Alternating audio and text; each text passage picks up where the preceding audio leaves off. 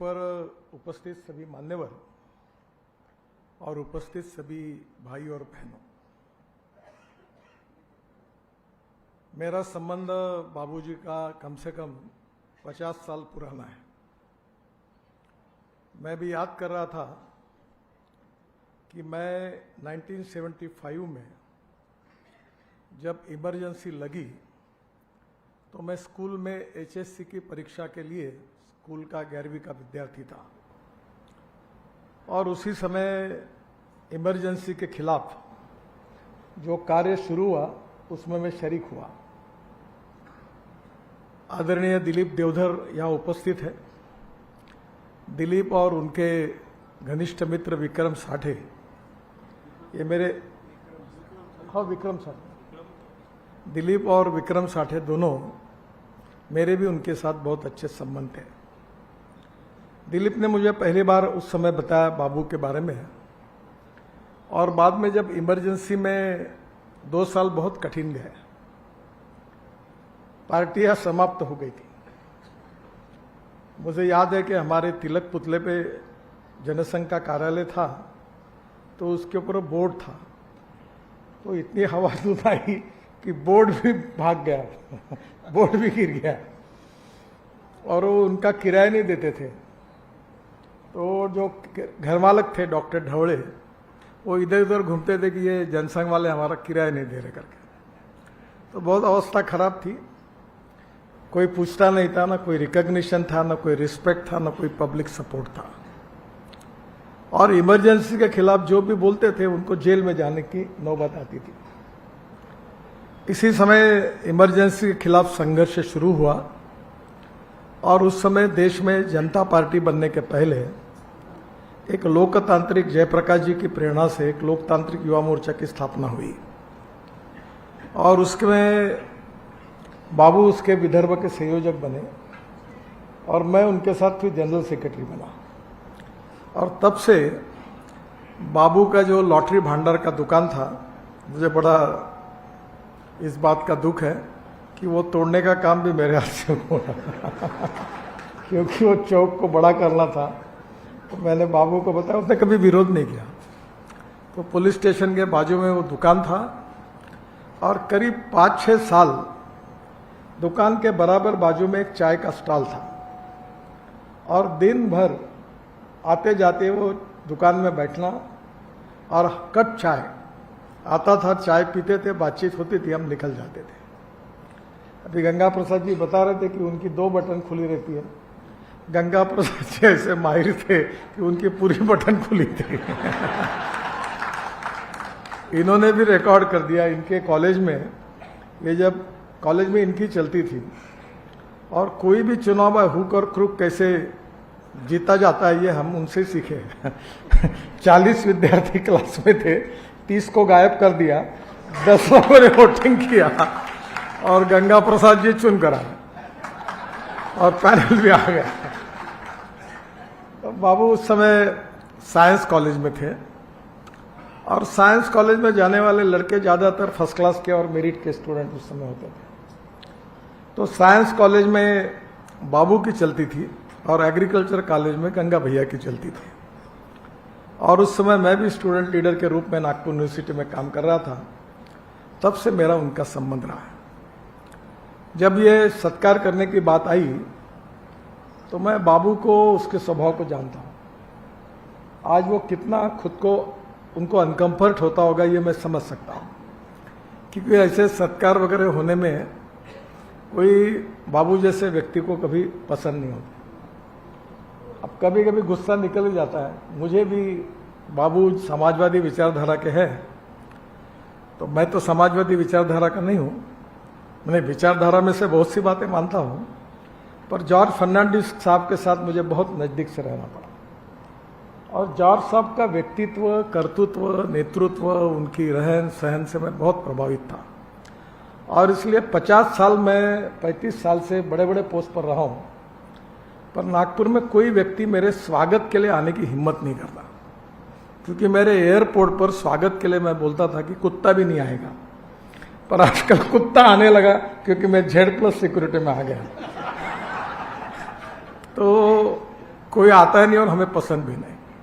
और जब कभी कभी बहुत स्वागत होता है तो मन से गुस्सा निकल जाता। मैं बोलता हूँ जैसे मुर्दे को हार पहना वैसे हमको पहना रहे तो ये सत्कार और ये बातें बाबू के व्यक्तित्व को मानने वाली या उनको स्वीकृति वाली नहीं है, पर हमारे प्रेम के कारण शायद उनके लाइफ में ये पहला ही ऐसा कार्यक्रम होगा और वो प्रेम के कारण हुआ है। और ये बात भी उन्होंने कही, जैसे मैंने गंगा को कहा कि बड़ा कार्यक्रम करेंगे, तो बाबू ने बिल्कुल सही कहा कि जो मेरे मित्र हैं, जो मेरे साथ है, वो कार्यक्रम में आए। और इसलिए आज ये हॉल कम पड़ा है, पर across the party, across the caste, religion, creed and sex Babu को चाहने वाले अलग अलग प्रकार के लोग हैं। इसका सबसे बड़ा कारण यह है कि राजनीति में ईमानदारी शब्द का बहुत कम संबंध रहा है। हमारे देश में विचार भिन्नता ये प्रॉब्लम नहीं है, विचार शून्यता ये हमारी समस्या है। पानी तेरा रंग कैसा जिसमें मिला वैसा है, ऐसे लोग हैं जो पार्टी जीतती उसका झंडा लेकर दौड़ने के लिए तैयार है। बाबू की विशेषता ये रही कि डॉक्टर राम मनोहर लोहिया जी के समाजवादी विचारधारा पर उनकी अटूट श्रद्धा थी, है और आखिरी तक रहेगी। इसके साथ उन्होंने कभी कॉम्प्रोमाइज नहीं किया। ये विचारधारा के साथ उनकी ईमानदारी। और मैं भाग्यवान हूं कि डॉक्टर राम मनोहर लोहिया जी को मानने वाले दो लोग मेरे बहुत घनिष्ठ मित्र रहे। उसमें से बाबू अग्रवाल एक थे और दूसरे अटल बहादुर सिंह थे। और जब कारपोरेशन में जैसे बाबू का दुकान मेरे कारण टूटा, वैसे राम मनोहर लोहिया का, शायद रघु जी को पता है कि मालूम नहीं इंसिडेंट, ये आपका जो ये गीता मंदिर के बाजू में जो कार्यालय था वो भी तोड़ने का काम मेरे हाथ से ही हुआ, क्योंकि वहाँ हमने कैंपस, एक बड़ा स्पोर्ट कॉम्प्लेक्स बनाया। तो हरीश अडालकर एक दूसरे बहुत ईमानदार, कर्मठ, यानी ईमानदारी की एक्सट्रीम लिमिट कितनी हो सकती है उसका उदाहरण हरीश अडालकर थे। रेलवे में थे, पर अपने जीवन में लोहिया जी और समाजवादी विचार के प्रति उनकी अटूट निष्ठा थी। तो अडालकर जी, बाबू और अटल बहादुर सिंह मेरे पास आए और उन्होंने मुझे कहा कि तुमने ये बिल्डिंग तो गिराने का निर्णय किया, कोई बात नहीं, पर हमारा फिर से ये कार्यालय बना दो। तो मतलब मैं बना देता हूँ, पर कार्यालय बनने के बाद बोले बाकी तो हमारे पास कुछ है नहीं, वो कार्यालय का सब कुछ फर्नीचर से लेकर भी तुम कर दो। तो मैंने बोला मैं कर दूंगा, पर एक संघी ने राम मनोहर लोहिया विचार केंद्र का पूरा फर्नीचर और बिल्डिंग बनाई तो तुमको चलेगी कि नहीं ये देख लो एक बार। मजाक में कहा। वैसे डॉक्टर राम मनोहर लोहिया जी के विचारों के प्रति मुझे भी उतना ही सम्मान है, क्योंकि इस देश में जैसे संविधान में आया है, जो सुप्रीम कोर्ट के खंडपीठ में 13 न्यायमूर्ति ने निर्णय दिया था केशवानंद भारती केस में, कि salient features of the constitution can not be change. उसी प्रकार से बहुत सारी विचारधाराओं में 100% एक वाक्यता होना संभव ही नहीं है। पति पत्नी में नहीं है, परिवार में नहीं है, कहीं नहीं होती। तो कहीं ना कहीं कुछ प्रमाण में मतभिन्नता होती है, पर उसमें भी अनेकता में एकता, और यही हमारी विशेषता, ये महत्वपूर्ण बात है। और इसलिए मुझे विशेष रूप से इस 50 साल की हमारी दोस्ती के इसमें एक अनुभव आया कि निश्चित रूप से एक ईमानदारी से समाज के लिए, देश के लिए और विशेष रूप से गरीब के लिए, उसके विकास के लिए काम करने की संवेदनशीलता बाबू के मन में थी। और इसीलिए उन्होंने जो विज्ञान मेला शुरू किया, उसमें बड़े बड़े ग्रांटेड स्कूल के, सीबीएसई और बड़े स्कूल के बच्चे नहीं आते, कारपोरेशन के, जिला परिषद के, झुकी झोपड़ी के, गरीब से गरीब विद्यार्थी आते हैं। और बाबू की जो विचारधारा है वो पुरोगामी है, प्रगतिशील है। तो दोनों बातों को लेकर जो शोषित है, पीड़ित है, सोशली, इकोनॉमिकली, एजुकेशनली बैकवर्ड है, उनके विकास के प्रति उनकी कमिटमेंट रही और वो काम उन्होंने एक समर्पित भाव से किया। और उसमें छोटे छोटे एक्सपेरिमेंट हैं, और वो एक्सपेरिमेंट में जो सामान रखा जाता है वो भी कोई बड़ी चीज़ों का नहीं होता है। छोटी छोटी वेस्ट में से चीज़ों का उपयोग करके वो विज्ञान मेला वो अनेक सालों से कर रहे हैं। मैं भी अनेक बार उस कार्यक्रम में गया हूँ, और फिर मैंने उनको अनेक राज्यों के, मैं जब बीजेपी का अध्यक्ष था तो उन्होंने कहा, तो अनेक हमारे राज्य थे, शिक्षा मंत्री थे, तो मैंने अनेक राज्यों में बाबू को बोला कि आप जाओ वहाँ भी जाकर उन्होंने कार्य किया और उन्होंने एक बहुत निष्ठा से ये काम किया। और बाबू के जीवन में कभी उन्होंने किसी को कुछ मांगा नहीं, पर एक बार मुझे उन्होंने कहा था कि मेरी इच्छा है कि ये विज्ञान मेला को, ये गरीब विद्यार्थियों को अच्छी तरह से ये साइंस एंड टेक्नोलॉजी की जानकारी देने का कोई म्यूजियम, कोई ट्रेनिंग सेंटर, ऐसी बड़ी वास्तु बननी चाहिए। तो उस समय हम 2 साल से कोशिश करते रहे। अब सरकार में कोई भी काम करना और उसको स्वीकृति लेना, पैसा उपलब्ध करना, अड़चने आती है, तो स्वाभाविक रूप से काफ़ी अड़चने आई। पर आज मुझे बताते हुए खुशी हो रही है कि बाबू के आग्रह से हमने एक प्रोजेक्ट मंजूर किया है। हमारे मॉडर्न साइंस सेंटर की मान्यता प्राप्त हुई है और गरोबा मैदान में जो म्यूनिसिपल स्कूल है कॉरपोरेशन की, वो इस काम के लिए उसका आवंटन भी हुआ है। 40 करोड़ रुपए का प्रोजेक्ट है और इस सेंटर की विशेषता है कि biology, physics, chemistry, modern laboratory, mathematics, बाद में रोबोटिक्स और एस्ट्रोनॉमी इसका सेंटर भी है। विद्यार्थियों के रहने की व्यवस्था भी है। और फिर बाबू के साथ जो लोग थे, मैंने उनको कहा कि वर्ल्ड में शायद नीदरलैंड में या कुछ देशों में ऐसी चीज़ें हैं, तो वहाँ के तुम पूरी बातों का अध्ययन करो। और इसके लिए बाबू ने काफ़ी लोगों को अलग अलग प्रकार से उसका अध्ययन किया। उसका थीम कंसेप्ट भी पूरा हुआ है और मुझे लगता है कि आने वाले इसी साल बाबू का 75 साल अभी चालू हुआ है। हाँ, कंप्लीट हो गया। तो आज तो 6 महीने के अंदर बाबू का एक सपना था, उस कार्य का शुभारंभ होगा, ऐसा मैं विश्वास के साथ आपको बताता हूँ। तो ये कॉज के लिए उनका समर्पण रहा है। मैं विशेष रूप से ये भी बात मानता हूँ कि human relationship is the biggest strength for politics, business and everything. उसको शॉर्टकट नहीं होता, शॉर्टकट कट यू शॉर्ट। और हम लोग, हमारी सबकी ये विशेषता रही है कि हमारी राजनीतिक मतभिन्नता हमारे रिलेशनशिप में कभी आड़े नहीं आई। एक बार अटल बहादुर सिंह एक चुनाव में मेरे खिलाफ उन्होंने काम किया, तो हम जब मिले तो उनके आंखों में आंसू आकर मेरा हाथ पकड़कर बहुत रोए। तुम पागल हो गए क्या? तुमने काम किया तो बिगड़ा क्या है? और इससे रिलेशन थोड़ी खराब होता है। ये तुम्हारा अधिकार है। मैं तो लोग पब्लिक को कहता हूँ, तुमको देना है तो वोट दो, नहीं देना है तो मत दो। हर व्यक्ति का अधिकार है, जो देगा उसका भला, नहीं देगा उसका भला, कोई फर्क नहीं पड़ता हूँ। तो आप चिंता क्यों करते हो? तो कभी ना कभी वैचारिक मतभिन्नता से ऊपर उठकर व्यक्तिगत संबंधों का बहुत महत्व होता है और ये बहुत इंपॉर्टेंट है। और जैसे कल मेरे पास दोपहर को केरल के मुख्यमंत्री आए थे। अब केरल में सीपीएम का राज्य है, तो एक बार जब आते तो मेरा पद्धति है कि मुख्यमंत्री आते कोई तो उनको बोलते एजेंडा बताओ, तो मेरा ऑफिस पूछता है कि एजेंडा बताओ। तो एक बार उन्होंने कहा कि भाई मेरा एजेंडा कोई नहीं है। तो मैं नितिन जी को मिलना चाहता हूँ, तो मेरा ऑफिस ने बताया उनका काम कुछ नहीं, पर आपसे मिलना चाहते हैं। तो जब आए तो मैंने पूछा कि आपका कोई काम नहीं है? अब कल तो 1.5 घंटे की मीटिंग हुई थी क्योंकि उनका काम था।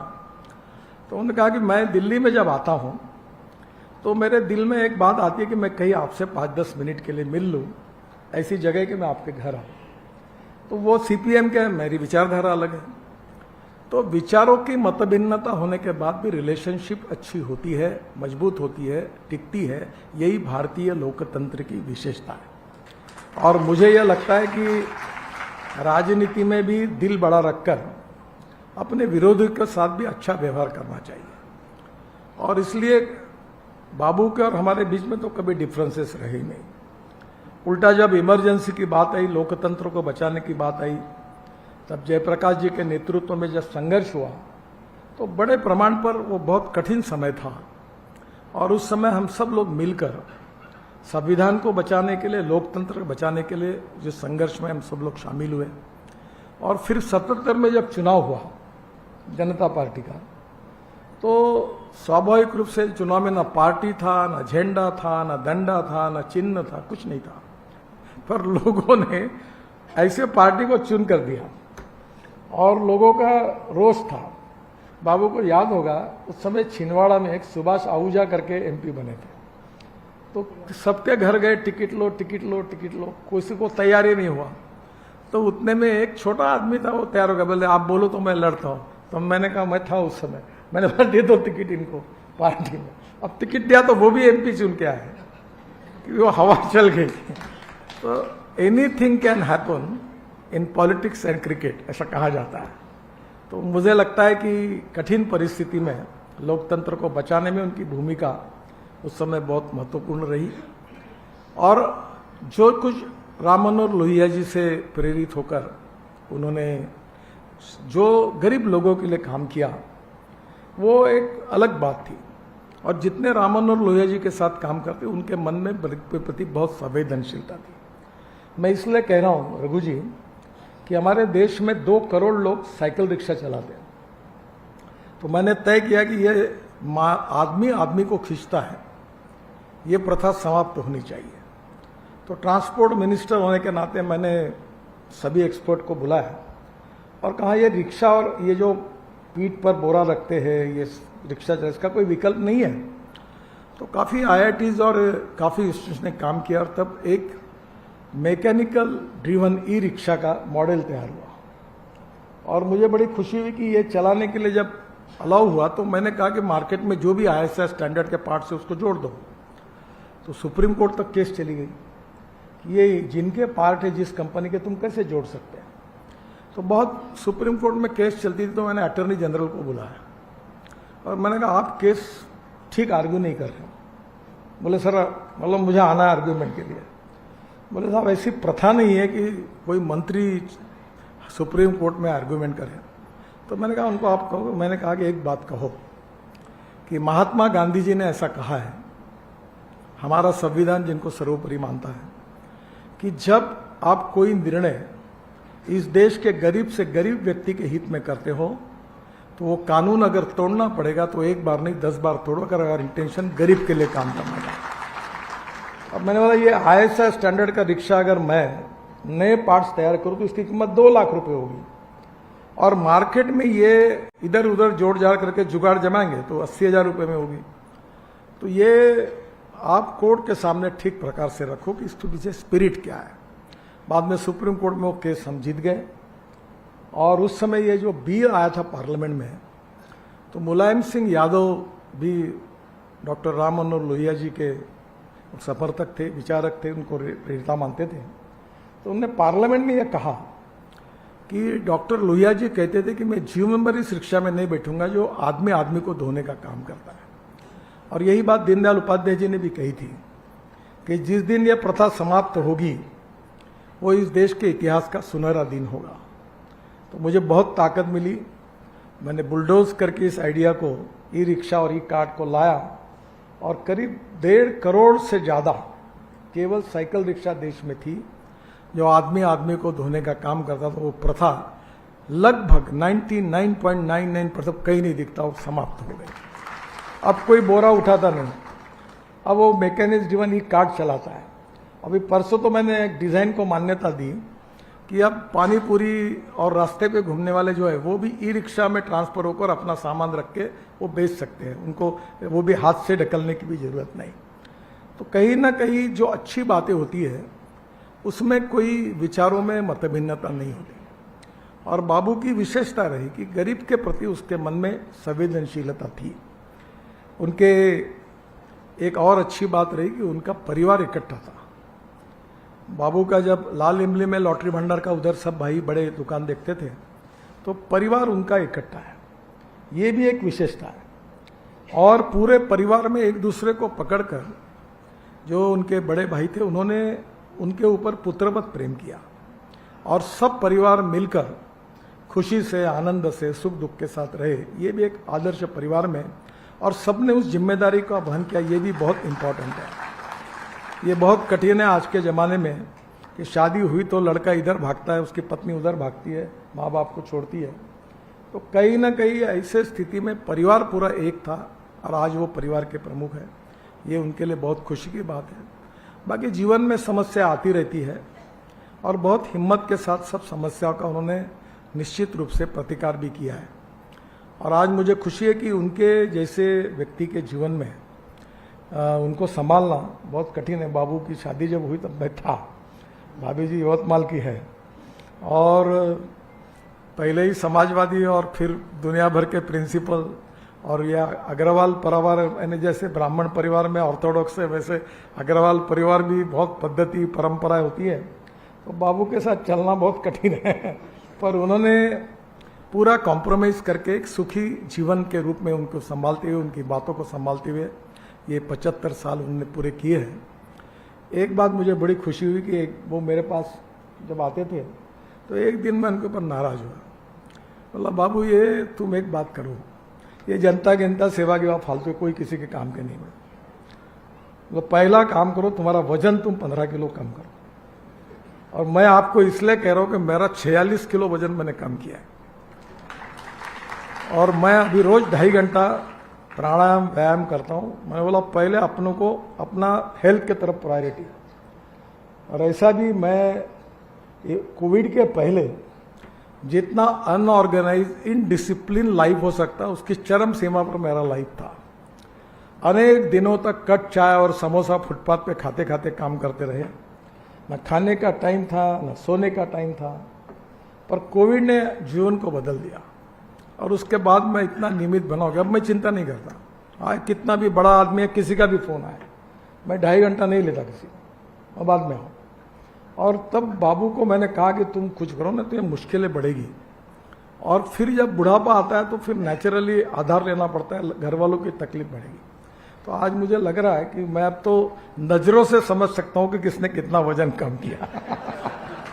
बाबू ने कम से कम 9 से 10 किलो वजन कम किया है, और ये उसके लिए उनके लिए अच्छे सौ के बीच में वजन काफ़ी बड़ा था। मैं गंगा भैया को भी कहा था कि तुम भी, इनका भी पहले पेट थोड़ा आदमी, मैंने बोला ये अभी हमारी हम डार्क जोन में, रेड जोन में जा रहे हैं। 60 साल के बाद तकलीफें बढ़ती हैं, तो हमको कम से कम तकलीफ हेल्थ के तरफ ध्यान देना चाहिए। बाबू ने आज वो भी काफ़ी प्रमाण में हेल्थ अच्छी रखी है, और इसलिए अभी जो कहा राजू जी ने कि 100 साल भी पूरे करेंगे, तो निश्चित रूप से बाबू 100 साल पूरे करेंगे, और जब वो 100 साल पूरे करेंगे तब हम भी रहेंगे, ताकि उनको शुभकामनाएं देने के लिए। और आज वो एक यशस्वी, ईमानदार, सिद्धांतनिष्ठ और गरीबों के प्रति समर्पित, एक समर्पित जीवन का बाबू का ये इतिहास है। और उनका विज्ञान मेला का जो कार्य है वो उनके आधुनिक, प्रगतिशील और वैज्ञानिक दृष्टिकोण का एक दिशा दर्शक है, और आगे ही ये कार्य उनके हाथ से होता रहेगा। मैं एक उनके छोटे भाई के रूप में, उनका मित्र होने के नाते मैं हृदय से उनको बहुत बहुत शुभकामनाएं उनको और भाभी जी को देता हूं, और आप सबकी शुभकामनाएं उनको निरोगी जीवन आगे का निश्चित रूप से मिलेगा, वो शुभकामनाएं काम में आएगी। फिर से एक बार उनको बहुत बहुत बधाई, धन्यवाद, नमस्कार।